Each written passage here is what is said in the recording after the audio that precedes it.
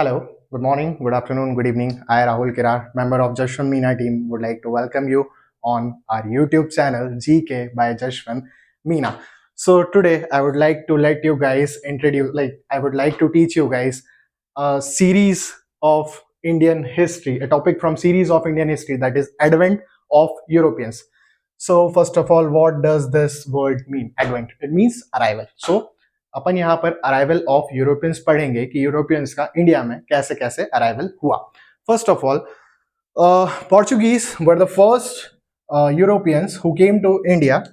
Portuguese were the first Europeans who came to India, followed by Dutch and then Danes, followed by English, and at last French were the people. And among all five European powers, Portuguese, Dutch, Danes, and English, and also the French, only the English traders were the first, we can say, were the first European power who came to India and decided not just to trade in India but also to establish their rule over India almost for more than 200 years. They have ruled us for more than 200 years. So these were the powers. So firstly, let's talk about Portuguese, that how Portuguese decided to came to India. Actually, Europeans, there we had already seen they guys face extreme winters. So whenever any country which used to have extreme winters, there farming for like almost 12 months is not is not prominent. You cannot do farming for straight for all 12 months. So for that purpose, and if you cannot farm for straight 12 months, you need to store your food, you need to preserve your food. So as their farming is not we cannot do farming there for straight 12 months, they used to eat meat as their prime food, and they want to preserve that meat. So for the preservation of meat, they need spices are used to preserve meat for long period of time. So China, India was the two major countries who were the supplier of spices to European countries, and from India they used to take these spices. Along with those spices, they used to take silk, and apart from that, cotton. So these were the three important commodities which they used to take from India and sell to Europe. Also, they guys used to trade.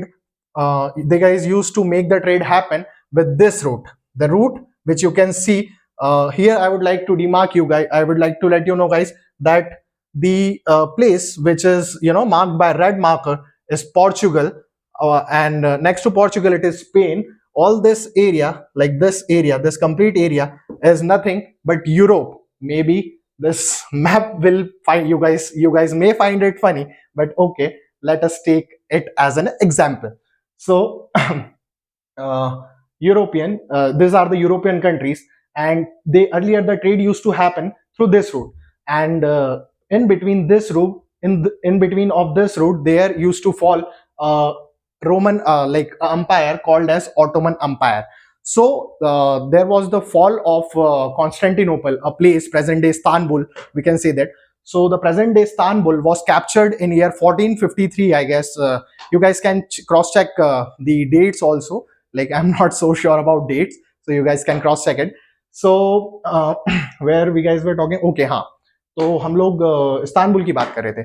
तो fall of Constantinople and Ottoman Turks Ottoman Turks have captured that area in year 1453. So the neighboring countries of Istanbul, countries like Genoa and Venice, they established the monopoly on this route. They guys were not allowing to surpass those commodities to European countries. They guys were imposing heavy taxes on these commodities.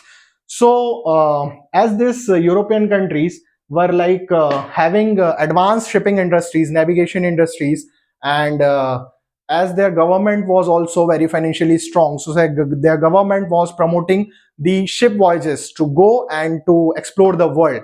The age of exploration in the world history is a topic you guys may get to know about that topic, age of exploration in world history. So currently we are dealing with modern Indian history. So it is not the matter to discuss here.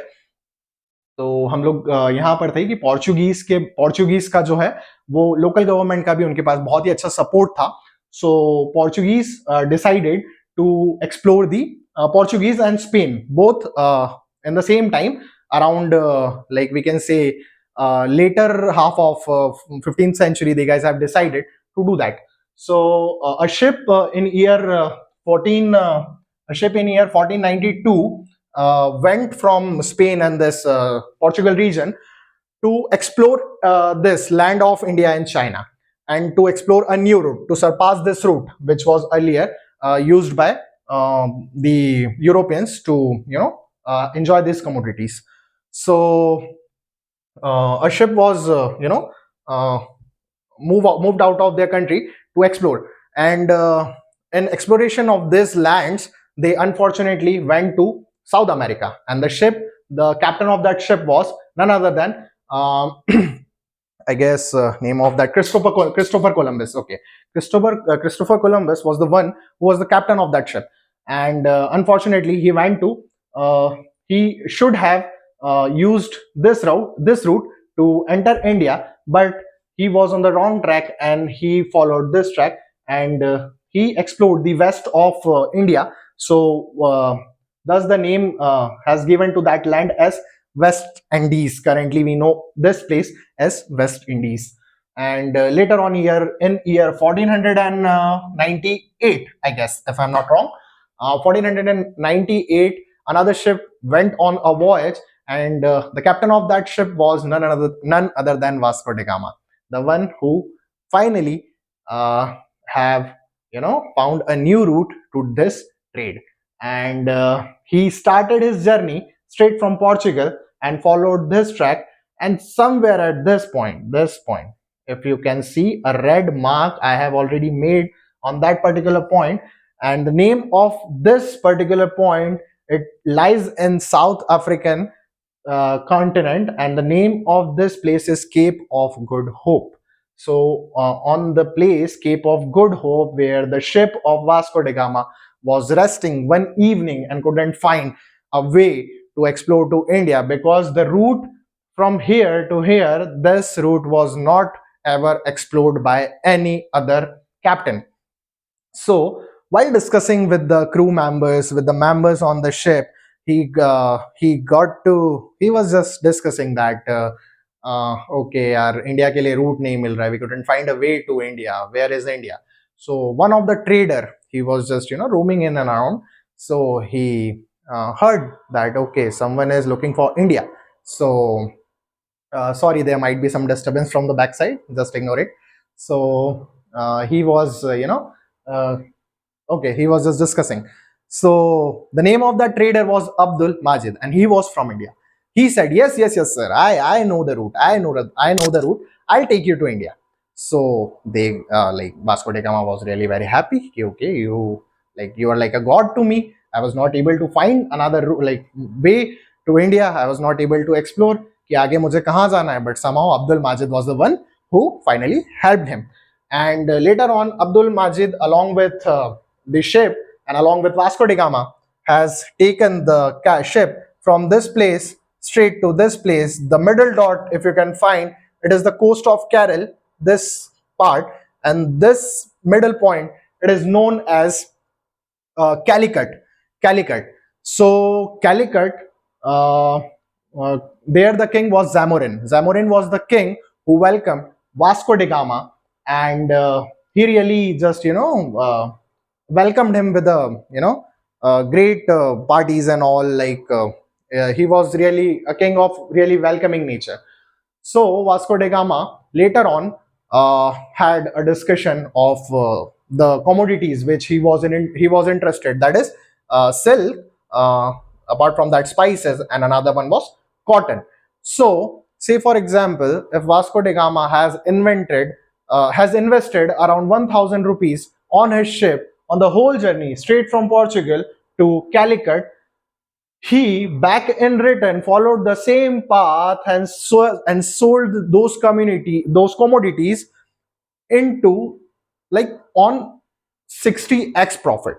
like he invested 1000 rupees and he got the massive returns of around 60,000 rupees. Can you imagine the range of profit, the margin of profit he was getting? So that was in year 1498.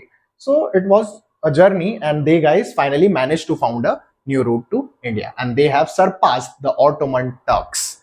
Okay, and later on, again in year 1501, the Vasco da Gama, he came to this land, like this place, uh, Calicut, and asked the Zamorin. There were few things which Zamorin did not like, and he somehow managed to establish the first factory here in Kannur. The first dot you can see it's Kannur, second dot you can see it's Calicut, and the third dot you can see it's Cochin. So Kannur, Calicut, and Cochin. This was the these were the major seaports. Okay, so later on, like. He managed to establish his first factory at this place, Kannur, and he asked Zamorin.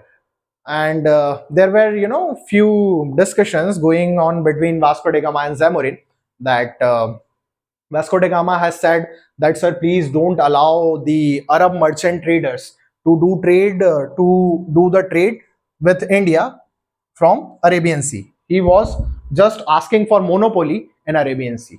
He was not interested to just have another traders in this particular region. He just want to have the monopoly on Arabian Sea. So Zamorin didn't like this thought. He completely denied that thing, that we will not be expelling Muslims or Arab traders from this route. So as a result of which they had a fight, and as Europeans were superior in shipping industries, in navigation industries, they were having advanced compasses, and apart from that, they guys were having advanced military too. The naval support was really nice to Vasco da Gama, and he somehow managed to defeat Zamorin, and so Zamorin got defeated there, and later on we will proceed this topic with the rise of Portuguese, and this was just the first part of our video. If you guys have liked it, so please show your love and support to us, and I'll get you in touch very soon with the next video. That will be that there I'll gonna teach you about the rise of Portuguese in India. So stay tuned, like, share, and subscribe. Thank you guys, have a good day.